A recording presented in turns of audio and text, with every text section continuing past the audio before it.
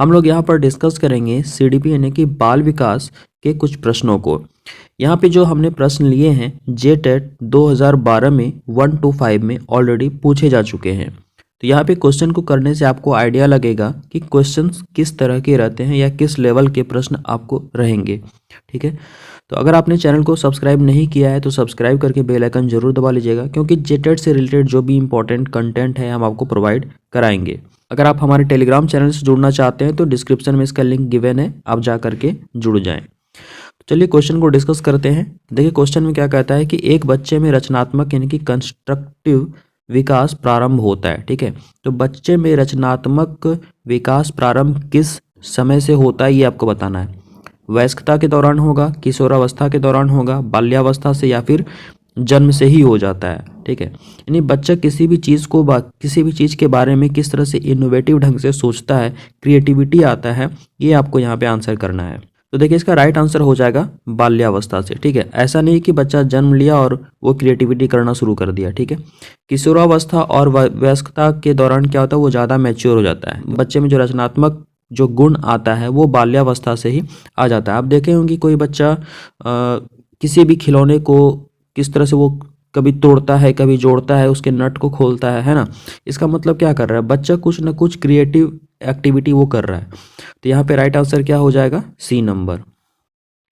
चलिए इस क्वेश्चन में क्या कहता है, यदि एक बच्चा धीमा सीखता है तो अपव्ययी कारक है। ठीक है, कोई बच्चा अगर अच्छे से नहीं सीख पा रहा है, धीमा सीख रहा है, तो इसके पीछे रीज़न क्या है वो आपको यहाँ पे बताना है। ठीक है, शिक्षण विधियाँ, समय और पैसा, पैसे और सामान, समय और ऊर्जा। यहाँ पे क्वेश्चन बहुत ही ईजी है, आप इजीली वे में इसके आंसर को कर सकते हैं। देखिए कोई बच्चा अगर धीमा सीख रहा है या अच्छे से नहीं सीख पा रहा, ऑब्वियस है कि वहाँ पे टीचिंग लर्निंग प्रोसेस में कोई ना कोई कमी होगी। तो यहाँ पे राइट आंसर क्या हो जाएगा, शिक्षण विधियाँ। समय, पैसा, पैसे, सामान और समय ऊर्जा से यहाँ पे कोई मतलब इसका नहीं बनता है। नेक्स्ट हमारा जो क्वेश्चन इसमें कहता है अल्प अवधि मूल्यांकन के फायदे हैं। देखिए अल्प अवधि मूल्यांकन क्या होता है, जो थोड़े थोड़े समय में बच्चे का जो टेस्ट लिया जाता है वो अल्प अवधि मूल्यांकन होता है। जैसे कि समेटिव असेसमेंट के बारे में आपने ऑलरेडी पढ़ा होगा, और एक पढ़ा होगा फॉर्मेटिव असेसमेंट के बारे में। ठीक है, तो साल के लास्ट में जो एग्जामिनेशन होता है वो समेटिव असेसमेंट होता है, और जो बीच बीच में एग्जाम लिया जाता है वो फॉर्मेटिव असेसमेंट होता है। मान लीजिए कि बच्चे की किताब में 10 चैप्टर है। ठीक है, तो एक एक चैप्टर, जैसे कि मान लीजिए कि 2 चैप्टर का पढ़ाई हुआ, फिर उसका टेस्ट हो गया। ठीक है, फिर 2 चैप्टर का पढ़ाई हुआ, फिर उसका टेस्ट हो गया। तो इस तरह से क्या होगा, बच्चे को पर्टिकुलर टॉपिक पे ज़्यादा फोकस करने का ज़्यादा टाइम मिलेगा। तो यहाँ पे राइट आंसर क्या हो जाएगा, यह अध्ययन के लिए बहुत समय प्रदान करता है, नियमित कार्य करने की आदत डालता है। देखिए किसी बच्चे को किसी चीज़ की हैबिट नहीं बनाना है, हैबिचुअल किसी चीज़ का नहीं बनाना है, इस चीज़ को ध्यान में रखिएगा। तो आदत एक नेगेटिव वर्ड होता है। विषय प्रभावित होता है। ठीक है, देखिए विषय को प्रभावित नहीं कि पर्टिकुलर विषय से रिलेटेड अगर कहे कि बच्चे को विषय से ओरिएंटेड बना दिया जाता है, यानी किसी पर्टिकुलर विषय को फोकस किया जाता है, तो ये निगेटिव वे में जाता है, इसे हमेशा याद रखिएगा। प्रत्येक पढ़ाई को कठिन बनाता है, तो कठिन तो नहीं बनाएगा, है ना। अगर टाइम टाइम पर आप किसी बच्चे का टेस्ट लेंगे तो वो उसके पढ़ाई को और इजी करेगा, है ना, उसे फीडबैक मिलेगा, शिक्षक को भी और प्लस बच्चे को भी। तो यहाँ पे ये वाला ऑप्शन भी गलत हो जाता है। तो हमारा राइट आंसर क्या हो जाएगा, तो ए नंबर। चलिए देखिए इस क्वेश्चन में क्या कहता है, यदि एक बच्चा कर्ता क्रिया संबंध में गलती करता है। ठीक है, कर्ता क्रिया ये व्याकरण का टर्म है, आपको पता है, तो एक शिक्षक उसकी मदद कर सकता है। तो बच्चे की मदद शिक्षक किस प्रकार से करेंगे यहाँ पे आपको बताना है।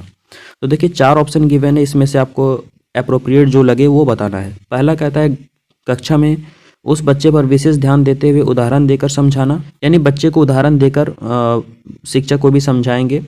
उसे डॉक्टर और सजा देकर, डॉक्टर के पास ले जाकर या सजा देकर, यहाँ पे कोई तो इसका लॉजिक बनता ही नहीं है।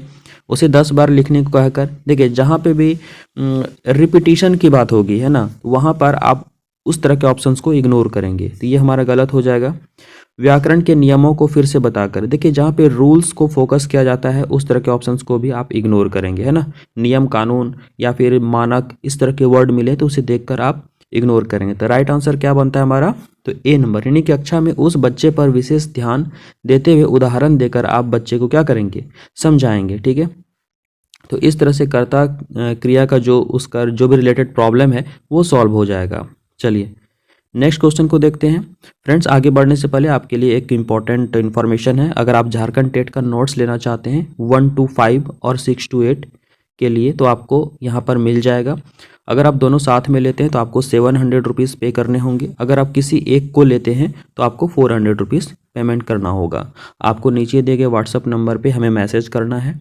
बाकी के आगे का प्रोसेस आपको व्हाट्सअप पर ही बता दिए जाएंगे।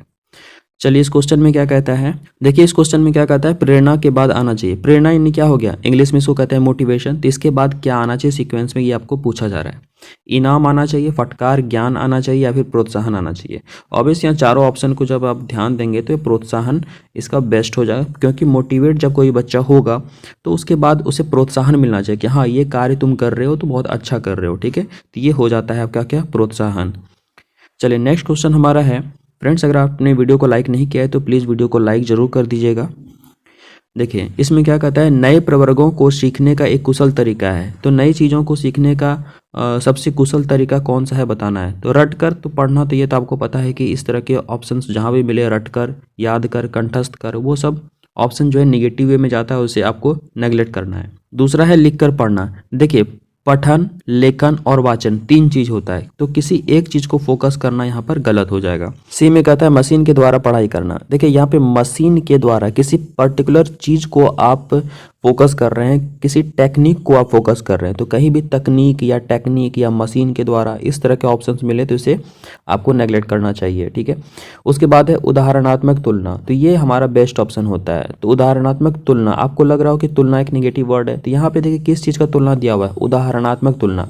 जैसे किसी बच्चे को अगर आप काउंटिंग सिखाते हैं तो आप बता रहे हैं 2 + 2 = 4 होता है।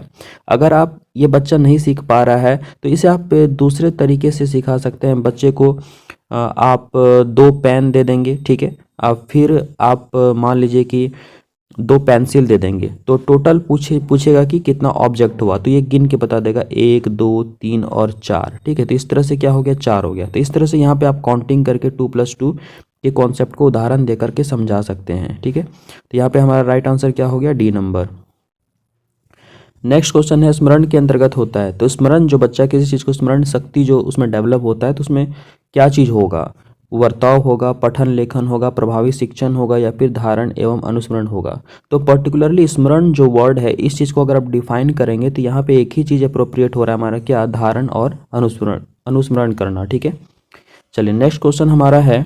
देखिए इस क्वेश्चन में क्या कहता है, शिक्षकों को गैर मित्रतापूर्ण वर्ताव किस प्रकार का वातावरण तैयार कर सकता है। अगर शिक्षक गैर मित्रतापूर्ण वर्ताव करेंगे बच्चों के साथ तो वातावरण कैसा बनेगा। आमोद प्रमोद समय, खेल कूद समय, भय और विस्मय, स्वयं अभिव्यक्ति, ठीक है। यहाँ पे राइट आंसर क्या होगा आपको बताना है। तो देखिए अगर कोई भी शिक्षक बच्चे के साथ अच्छे से बिहेव नहीं करता है तो उस तरह से क्या होगा कि भय और विस्मय का वातावरण तैयार होगा। तो हमारा राइट आंसर क्या हो जाएगा, सी नंबर।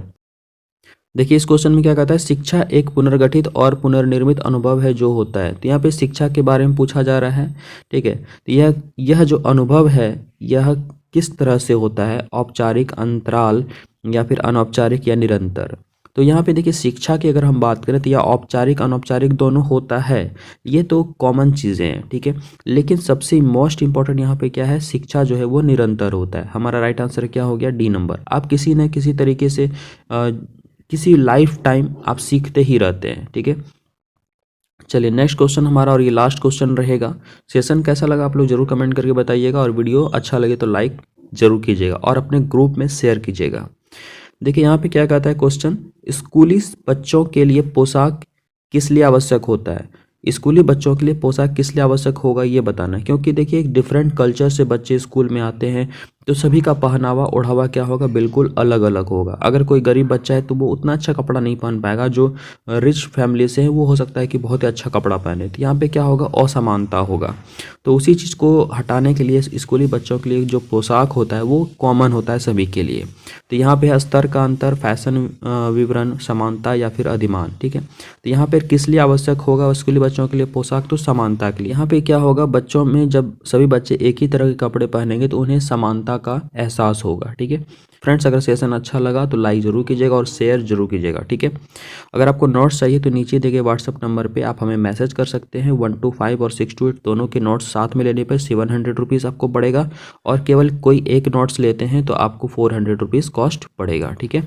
तो चलिए मिलते हैं नेक्स्ट सेशन में। Thank you.